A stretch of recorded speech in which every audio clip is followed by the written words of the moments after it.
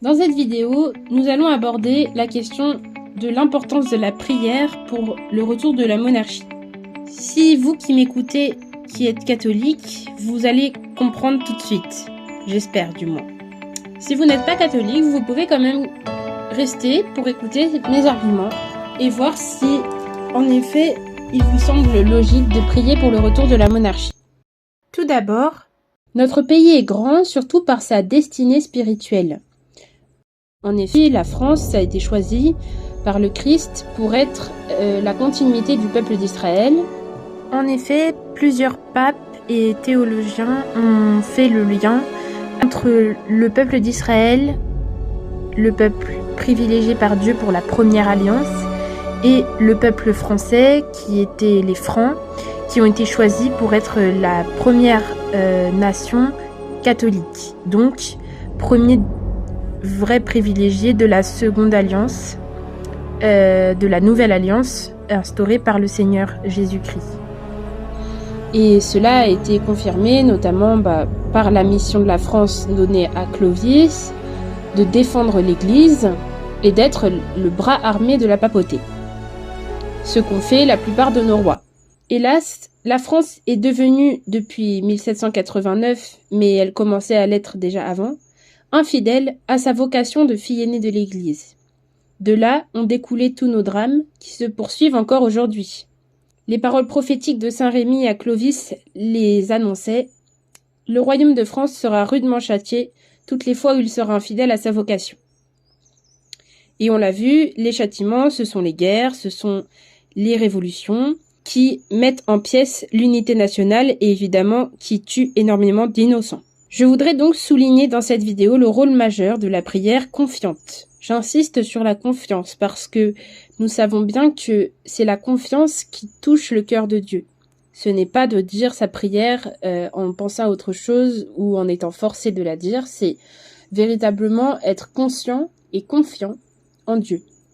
Conscient qu'elle est écoutée par Dieu et en plus la confiance qu'il nous entend, qu'il va nous exaucer, mais pas toujours de la manière dont on l'attend, mais que dans tous les cas, ce n'est jamais perdu. De plus, contrairement à ce que la société proclame, il n'y a pas que l'action physique qui compte. La prière est une action beaucoup plus puissante, mais beaucoup plus cachée, puisqu'elle agit dans le domaine spirituel et donc non visible. La prière est très puissante parce qu'elle invoque le Seigneur et le Seigneur est le Tout-Puissant. Les saints et saintes ainsi que la Vierge très sainte sont également puissants parce que le Seigneur leur donne cette puissance. C'est pourquoi la prière n'est pas du tout à négliger. En tant que chrétiens, nous devons combattre avec la prière et ne pas du tout négliger cette partie de notre engagement. Ainsi, notre Seigneur a demandé à Marcel Vannes en 1945 « J'attends que l'on m'offre assez de prières ». La Sainte Vierge l'a demandé à chacune de ses apparitions et surtout au Portugal à Fatima en 1917. Réciter le chapelet chaque jour pour obtenir la fin de la guerre. Dans toutes ses apparitions en France également, à Lourdes, elle demandait la prière et la pénitence. À la Salette également, la prière et la conversion, surtout pour le repos dominical. Réciter le chapelet chaque jour.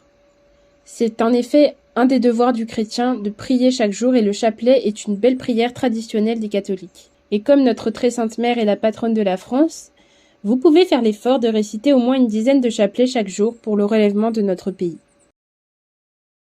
De plus, le cardinal Pacelli le rappelait en 1937 à la cathédrale Notre-Dame de Paris, « Priez mes frères », dans son célèbre discours du 13 juillet 1937.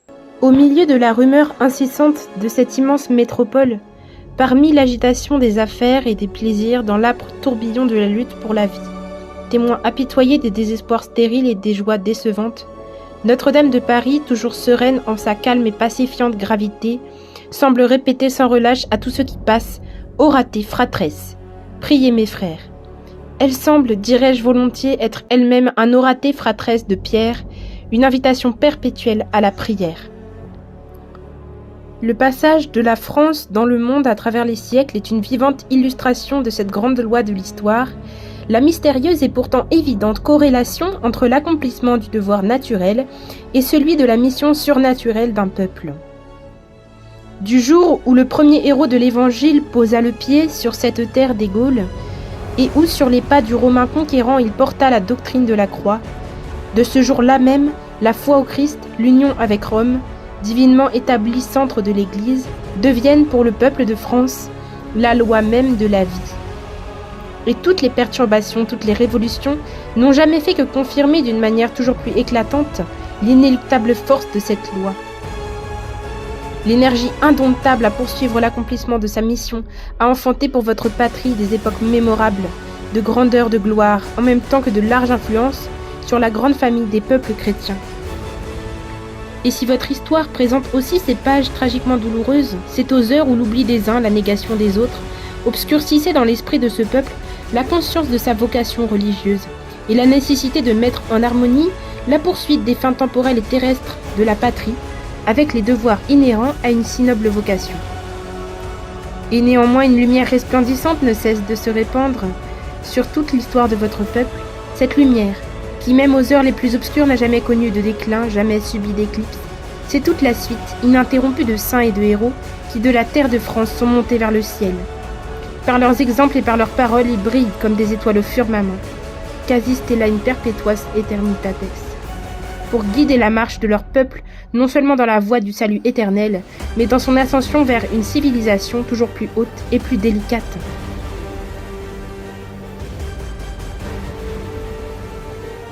Or, nous vivons maintenant dans la décadence.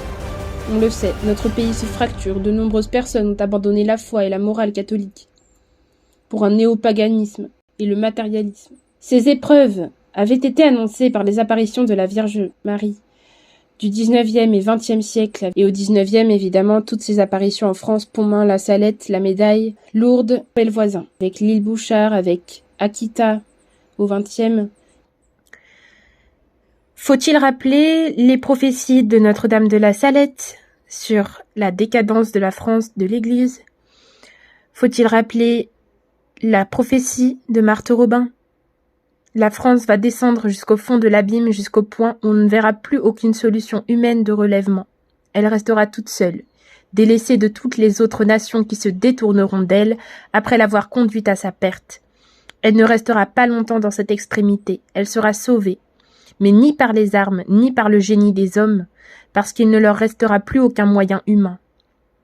La France sera sauvée, car le bon Dieu interviendra par la Sainte Vierge. C'est elle qui sauvera la France et le monde. Fin de citation. D'ailleurs, les prières des Français ont toujours été écoutées pendant toute l'histoire de notre pays. De nombreux miracles l'attestent. Des miracles à Chartres, à Poitiers et encore dans d'autres villes. Pendant les invasions des Huns, avec Sainte Geneviève qui invite à tous les Parisiens à prier et à rester dans la ville, en étant sûrs que le Seigneur allait les protéger. Pendant la guerre de 100 ans, il y avait énormément de messes votives pour demander la délivrance de la France et que les Anglais soient chassés. Il y avait énormément de processions de reliques des saints et saintes de chaque ville. Et c'est pour cela qu'il y a eu Sainte Jeanne d'Arc, parce que le peuple de France était vraiment à genoux pour implorer son Dieu, parce que c'était une période terrible. Par ailleurs, pendant les épidémies, la Très Sainte Vierge est intervenue plusieurs fois miraculeusement lors de la peste à Valenciennes, par exemple, en l'an 1008, ou par la médaille miraculeuse pour le choléra à Paris en 1832. On sait bien que la Vierge très sainte nous a déjà sauvés à plusieurs reprises de l'envahisseur prussien. Par exemple, à Pontmain en 1871, elle nous a sauvés des Prussiens en leur apparaissant et en les effrayant par sa grandeur et sa puissance. Et de plus, ils ont ressenti un feu qui les brûlait et donc ils ont pris la fuite.